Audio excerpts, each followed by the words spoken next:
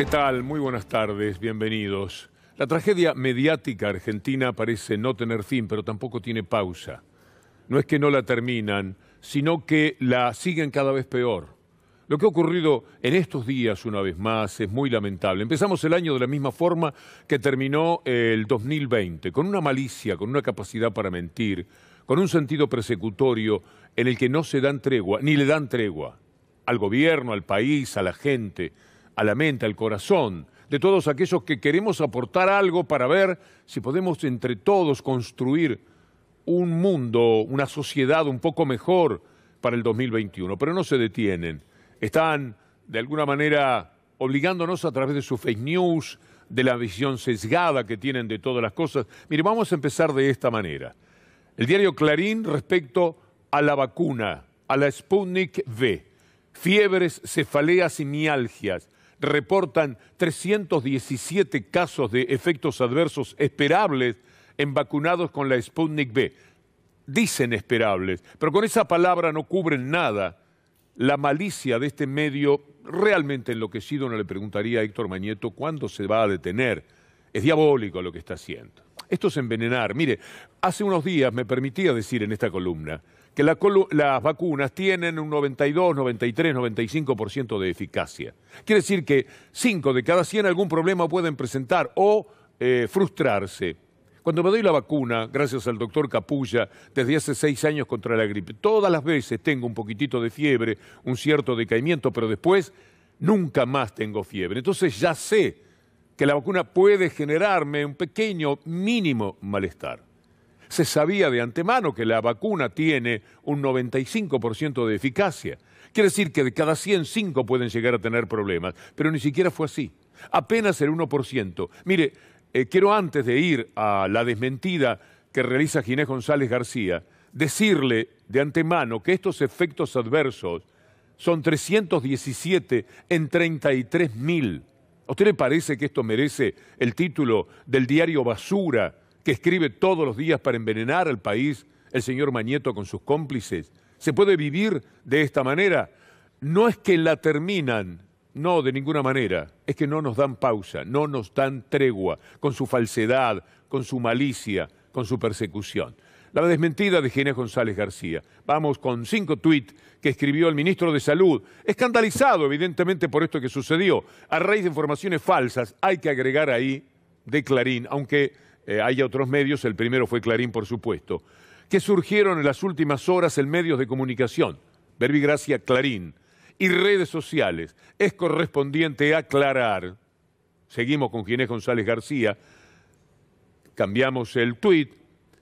A poco más de un día y medio del inicio de la campaña de vacunación contra el COVID-19, se han registrado 32.103 dosis de vacuna Sputnik V, aplicadas en personal de salud de todo el país. Y ahí seguimos con toda la forma de Ginés de desmentir. Como resultado de la aplicación al momento, únicamente se ha reportado un 1% de eventos supuestamente atribuidos a la vacunación e inmunización.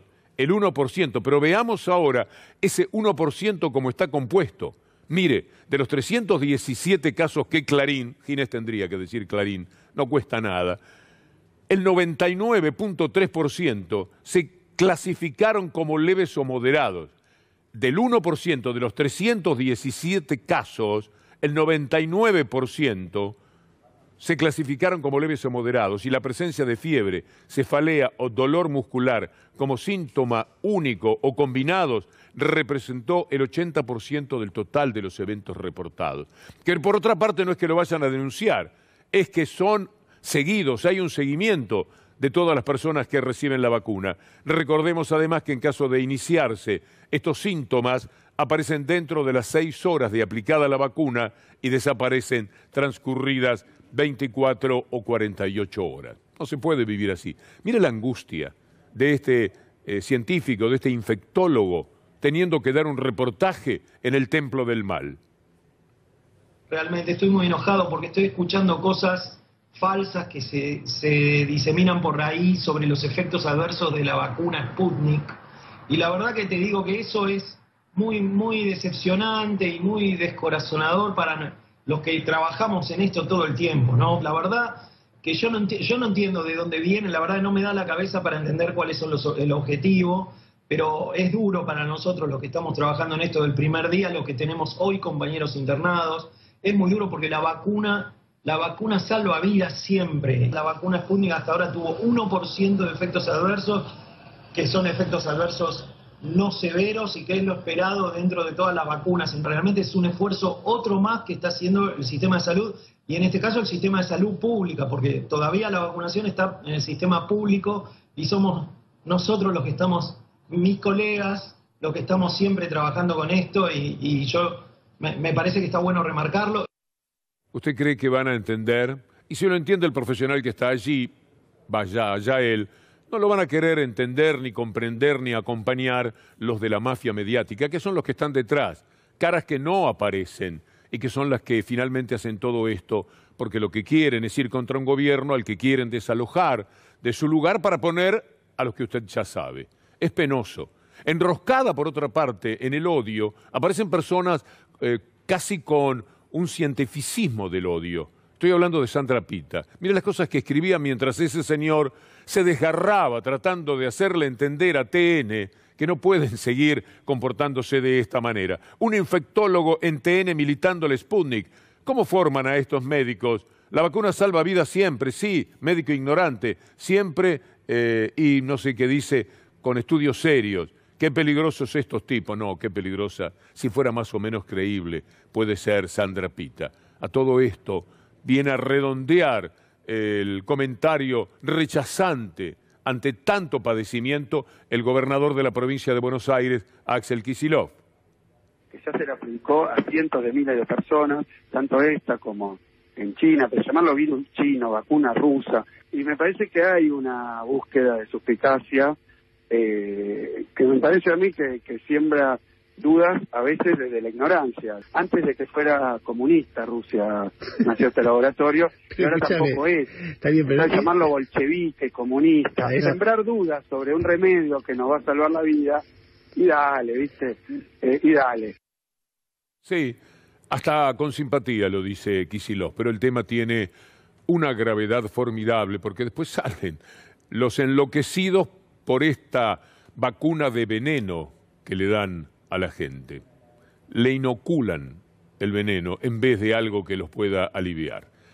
Salgamos por un momento de lo que es la tragedia mediática de la Argentina y hablemos de lo que preocupa la situación que se está viviendo en esta sociedad como en el mundo entero. Hay una amenaza de la que habla el secretario viceministro de Salud de la provincia de Buenos Aires, Nicolás Kreplak. Es que realmente está subiendo muy rápido, ha subido en 3 semanas más de lo que hemos mejorado en 2 meses, así que nos preocupa mucho porque uno no puede ponerse a esperar a contar cama de terapia intensiva en este contexto, porque la velocidad de suba de esto después se transforma en algo muy complejo. Me parece que hay que hacer conductas en este momento que logren bajar la velocidad de los casos de transmisión, porque si no es un problema muy grande. Lo estamos viendo más en toda la región, ni siquiera es un problema solamente argentino, está pasando en toda la región de América, así que efectivamente no depende de un encuentro o dos de acciones políticas territoriales, sino que tiene que ver con algo que sucede epidemiológicamente y con falta de cuidado. Qué lástima esas imágenes, porque nos están hablando de el contagio y de la rapidez del mismo, y así van a tener que parar las actividades otra vez, detenerlas en la República Argentina. Sería ya a esta altura de los acontecimientos una verdadera pena, pero hay países, y se los vamos a mostrar, que ya tuvieron que tomar tan drásticas medidas como estas que sugiere que pueden llegar a adoptarse el presidente Alberto Fernández. La pandemia no se ha disipado.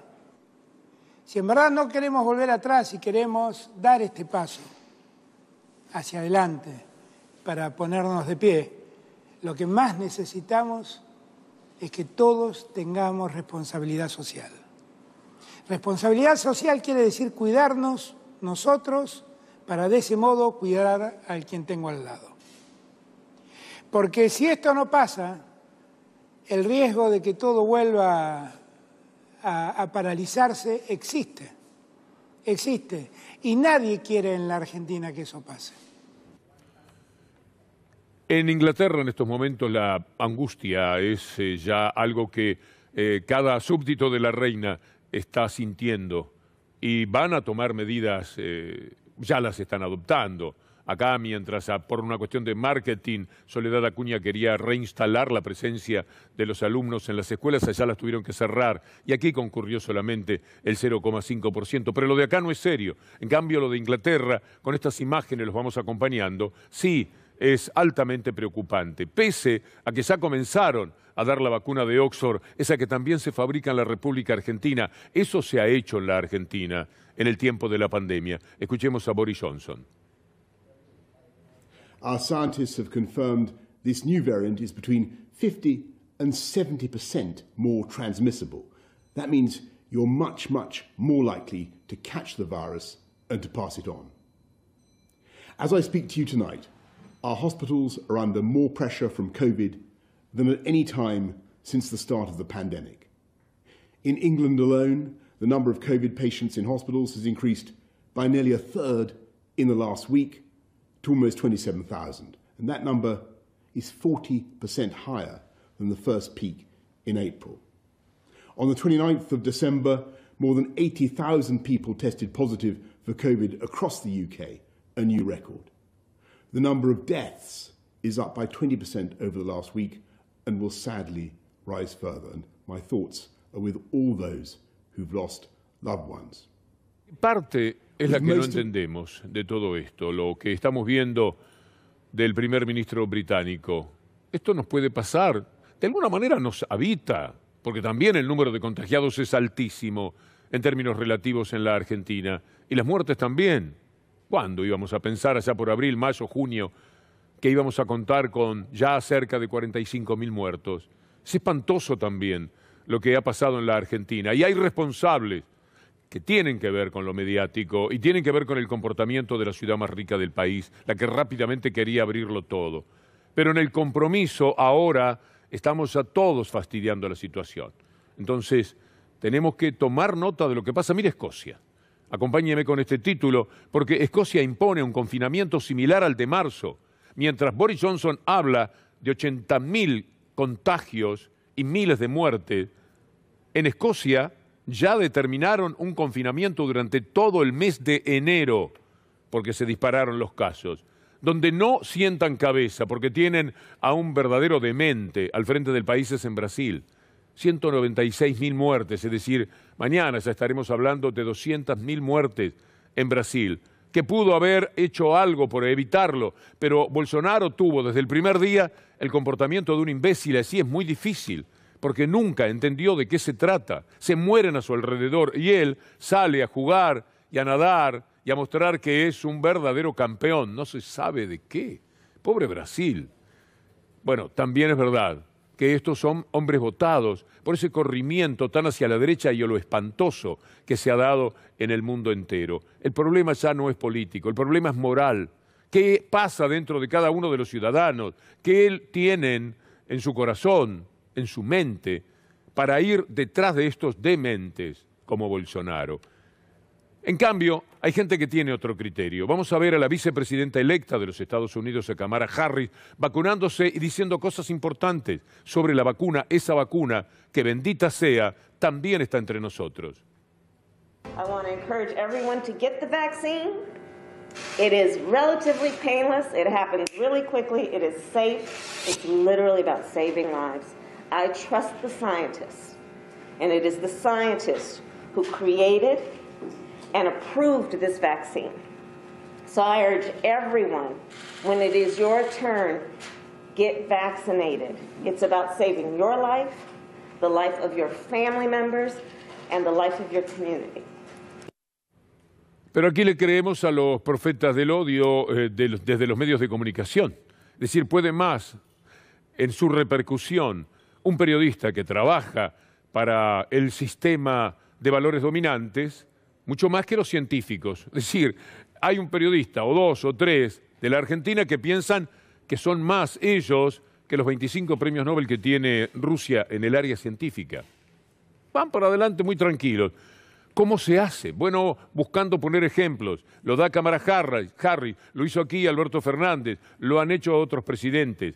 Ahora veamos a Anthony Fauci, el hombre más fuerte en la pelea perdidosa de Estados Unidos en el tema del COVID-19. I do see patients, but as important or more important is as a symbol to the rest of the country that I feel extreme confidence in the safety and the efficacy of this vaccine, and I want to encourage everyone who has the opportunity to get vaccinated so that we could have a veil of protection over this country that would end this pandemic. Entendemos, es que no queremos entender en realidad lo que parece tan fácil para comprenderlo, porque nos vamos a dañar muchísimo, no solamente potencialmente en la salud, también otra vez en la economía, de nuevo la lucha por la economía. Si paran todo, otra vez vamos a tener la misma discusión, con los medios fogoneando. ¿Qué pasa? La más larga cuarentena del mundo, cuando otros todavía están en cuarentena. Vea usted en la situación que atraviesan estos países. Depende de nosotros lo que se haga con el COVID-19, porque la economía se va a detener otra vez por completo. ¿Hasta cuándo será posible sostener los valores que permitieron que el país siguiera caminando, como ocurrió durante el 2020 en medio de la tragedia mundial? Mire, va a escuchar usted a Bernie Sanders junto a Elizabeth Warren, las personas más importantes para quien les habla de lo que en Estados Unidos significa la idea socializante, colectivista, que la política podría tener en el medio donde el egoísmo y el neoliberalismo es un campeón invicto. Escucha a Bernie Sanders hablar de el dramático pedido que hace de $600 y $2.000 para la gente que está trabajando y que está asediada por los problemas que el COVID-19 proyecta sobre ellos. We should all be very, very clear. The working class of this country today faces more economic desperation than at any time since the Great Depression of the 1930s. And working families need help now. Not next year, but right now. And now it is time for the Senate to step up to the plate and do what the working families of this country overwhelmingly want us to do. Madam President, as a result of the pandemic, tens of millions of Americans have lost their jobs and their incomes. These families in the middle of the winter now face the threat of eviction and the possibility of being thrown out in the streets. Hunger in America is at the highest level that it has been for decades, with moms and dads struggling to feed their kids and working families lining up mile after mile to get emergency food packages. Primero, ¿se da cuenta de lo que ocurre en el mundo cuando aquí empiezan a tirar las cifras para desencantarlo, para decepcionarlo, para no poder augurar un futuro inmediato promisorio en la Argentina? Esto le pasa al mundo entero, le ocurre al país más poderoso de la tierra, el que vive en realidad también del resto de los países del mundo y que por eso tiene la fortaleza económica que le permite hacer lo que le critica a otros, por ejemplo, emitir, y ni siquiera así son capaces de ayudar a su gente. Bernie Sanders está pidiendo dramáticamente que hagan en Estados Unidos lo que aquí se hizo permanentemente durante todos estos meses de pandemia. Mire cuánto ha invertido el Estado argentino para que nos mantuviésemos en pie, lo dice la doctora Julia Estrada. Son 1,3 billones de pesos, no solamente de IFE y de ATP, que son unos 700.000 millones de pesos, sino que además hubo gasto en salud para reforzar esas promociones turísticas para que pueda repuntar la actividad, transporte, subsidios por el congelamiento de tarifas y transferencias a las provincias, 1,3 billones de pesos. Eso es un adicional de 17% en el presupuesto 2020, es decir, se gastó bastante más de lo previsto. COVID se llevó en el 2020 2 meses y medio de la recaudación mensual de la Argentina. Pero no se llevó todo, hay que lidiar con esos 10 meses que quedan de la recaudación con todo lo demás. Estamos en dificultades, pero no fue abandonada ninguna persona, como andan pidiendo los economistas ortodoxos y ahora los vamos a ver. Pero antes mire lo que sucede en Alemania. porque esto no se lo muestran. El mundo parece algo que no interesa cuando las noticias permiten reflexionar que no es a la Argentina tan solo que le sucede este problema económico frente al COVID. El empleo en Alemania, por primera vez en 14 años, ha tenido una caída de casi 500.000 personas que perdieron su trabajo. Es decir, hay un retroceso en el mundo entero. Y mientras tanto, el liberalismo tan campante. ¿Usted se acuerda que le hemos hablado de que 50 personas tienen hoy día el mismo capital que 1.600 millones de personas? ¿Puede entenderlo? Le cabe en la cabeza 50, lo que cabe aquí en este espacio, tienen lo mismo que 1.600 millones de personas en el mundo. Y mire lo que ha pasado con esas 50 personas más poderosas que hay en el mundo.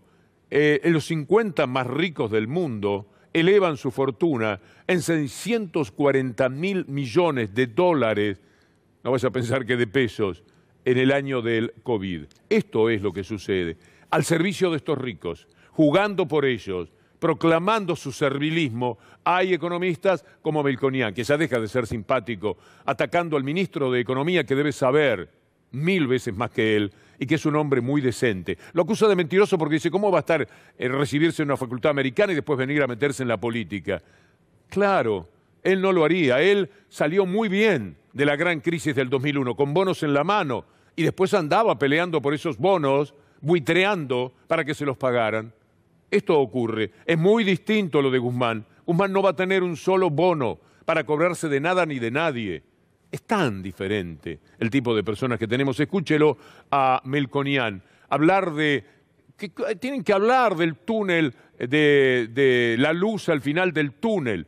Me hace acordar especialmente a una persona con aquello de la luz al final del túnel. Mirá lo que te enseñaban en política. Durán Barba decía, y tenía razón, porque lo dicen varios. El político, y la realidad, a mí también me gusta, y yo no me defino como político. Vos tenés que mostrar que hay horizonte. Vos tenés que mostrar que hay luz al final del túnel. Vos tenés que ser un encantador de serpiente, metiendo la que haga falta, y ya está. Pero vos decís, salimos, olvidá. Entonces, lo que estamos viviendo es el momento más oscuro. Es como si fuéramos en un túnel, digo yo, ¿no? Para graficarlo bien, en un túnel, lo elegimos al túnel, dijimos, este no, este. Nos metimos, resulta que vamos en el túnel y negro, todo oscuro, te empieza a agarrar la claustrofobia. Ya conoce la historia, pero es muy gracioso que Melconian nos recuerde eso. Es menos gracioso, por lo menos para Melconian, lo que Andrés Aciaín, el economista, le dijo a Melconian, basta ya, no se puede, vamos a recrear, porque nos hace bien esa posibilidad de refutar. Carlos Melconian, exponente de la autodenigración nacional. La calificación de Berretalandia hacia la economía argentina es una demostración del menosprecio hacia la realidad nacional típica del tilingo formado con una mentalidad colonial. Me voy a saltear a Cavallo, porque es mucho. Melconian y Cavallo el mismo día. Le pido permiso a Anabela Sánchez y a Julián Capazo y a Hernán Nucera, que nos guía en este momento. Y han preparado mucho, lo vamos a dejar para mañana. Melconian más Cavallo, es pegarle demasiado a la gente. Así que me lo salteo, para mostrar algo que sucede con el campo. Mira este título de Clarín, hablando de la presión del agro. El título de la derecha. El del medio es, por supuesto, otra de sus miserias máximas. Pero me ocupo en este caso de las entidades del campo que analizan medidas contra el cepo a las exportaciones. Déjenlo ahí un momentito. Las entidades del campo son socias de Clarín. Clarín es socio en Expo Agro y en 1000 Negocios. Y Aranda es un hombre que mucho tiene que ver. Ha detenido ríos para hacer represas propias, o por lo menos lo ha intentado. Analizan, estamos analizando. Mañeto diga, yo, Echeverre y Cheme, estamos viendo qué hacemos con el cepo a las exportaciones que ha puesto el gobierno. Cuando se lo autoimponen, está bien, pero cuando se les pide hasta marzo, en el caso del maíz, está muy mal, y entonces se estudian medidas, como anuncia Chemes, que es el presidente del CRAC, pero no es un crack. De que el ánimo del productor, tanto ayer como inclusive antes de ayer, he hablado con muchos productores, presidentes de sociedades rurales, y hay mucha bronca, me da la sensación de que estalló la bronca que estaba contenida por otras medidas y que hoy se está manifestando claramente, ha salido a la luz esto, ¿no? Y bueno, hay mucha bronca, la gente está pidiendo inmediatamente medidas de protesta, y a veces me da la sensación de que el gobierno está buscando el escenario de conflicto, y parece que quieren pelear, esa es la realidad. Parece que quieren pelear. No, en todo caso podríamos decir que luchan por el pueblo, ellos luchan por la de ellos, el señor que acabamos de escuchar, y los diarios socios del campo, y los grandes ricos y las cerealeras pelean por lo suyo. ¿Sabe quién pelea por usted? Un gobierno. Usted tiene que acertar con el gobierno. Si elige un gobierno que es de ellos, le va a quitar las retenciones, le va a dar absolutamente todo y va a cometer delincuencia pura como lo que vamos a ver después, más adelante, en minutos de Echeverre. Mire lo que cuenta el Destape de Roberto Navarro. En el 2020, los ojeros se quedaron con más de 9.000 millones de dólares sin declarar. Esto es lo que le han hecho al país. Fue el peor ritmo de ventas y de liquidación de divisas promedio de los últimos años. Así juegan. Así no hay país posible. ¿De qué hablan? Cuando mencionan patria, cuando mencionan república, ¿de qué hablan, por favor? ¿O qué es lo que dice Echeverre? Cuando, además de todo esto que nos hacen, ataca a los pobres, a los más indefensos, a los vulnerables. Cobarde. Cobarde, escúchenlo. Y también no puede haber tanta gente sin trabajar en la Argentina, esto hay que decirlo. El que necesita puede tener una ayuda durante 6 meses, pero después hay que levantarse temprano e ir a trabajar. Trabajo hay de sobra.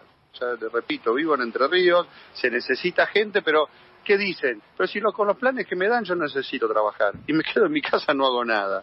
A ver, convénzanme. ¿Por qué me voy a tener que levantar temprano, tener un empleador, tener un patrón, cumplir un horario, si yo por no hacer nada me dan plata? Tal cual. Y me quedo en mi casa y me rasco. Bueno, entonces... Ustedes se rascan. Con el dinero que acto seguido le voy a mostrar que robó ayudando a robar.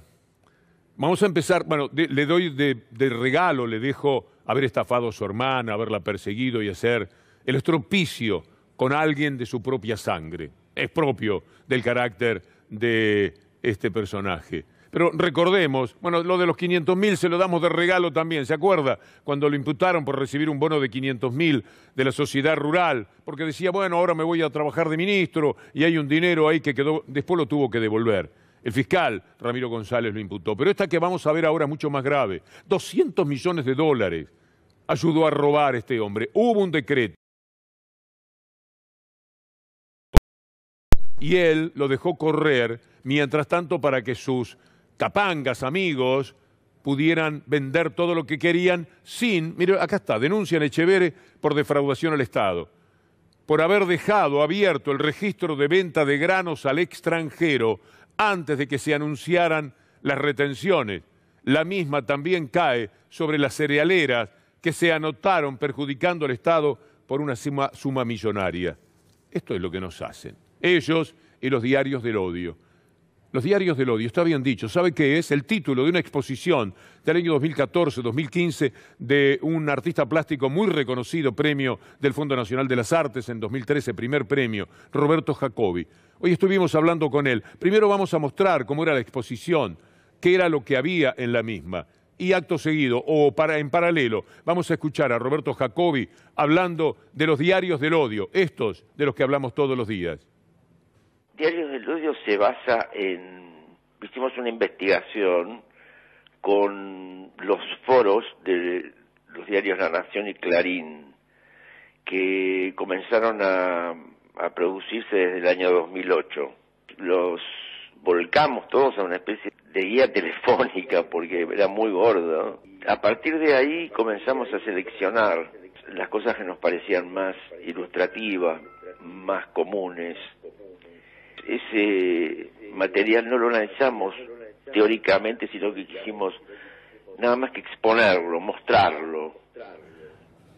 Lo que hacían era prolongar su línea editorial a través de los foristas, que son seres despreciables, anónimos, que caminan por el infierno, son carontes que trabajan allí acompañando la desgracia mediática que vive la Argentina. Pero Mañeto, los Aguirre saben muy bien lo que hacen. Ellos a veces tienen que cuidarse y no pueden ser como los foristas. Los foristas dicen lo que ellos quieren señalar. Es tristísimo el panorama, pero hoy se le ocurrió a la gente de Clarín ser ellos mismos foristas, es decir, ser parte de su foro, llevar a la tapa de Clarín lo que decían en sus foros y que documentaba artísticamente Roberto Jacobi. Miren la tapa de hoy de Clarín. Miren lo que es ese título, Cristina Vudú y su curiosa, con K, división de poderes. Son los diarios del odio. Se exponen todos los días, casi que no se falta ahora, pero sería bueno de todas maneras hacerlo, retrotraernos a aquel tiempo de esa exposición del destacado artista, porque siguen jugando de una manera diabólica, demoníaca, atroz, contra ustedes, contra nosotros, y lo hacen ya sin sutileza. Han perdido todos los estribos. En la tapa de Clarín, hoy ellos eran foristas, como los que después destilan ese odio que caracteriza a lo que alguna vez se dijo de sí mismo era el gran diario argentino, del que no queda absolutamente nada, a través del periodismo de guerra, el periodismo basura que ellos mismos tuvieron que reconocer. Vamos a Pablo Dugan para el cierre de su diario y nosotros volvemos con mucho gusto mañana, si Dios quiere.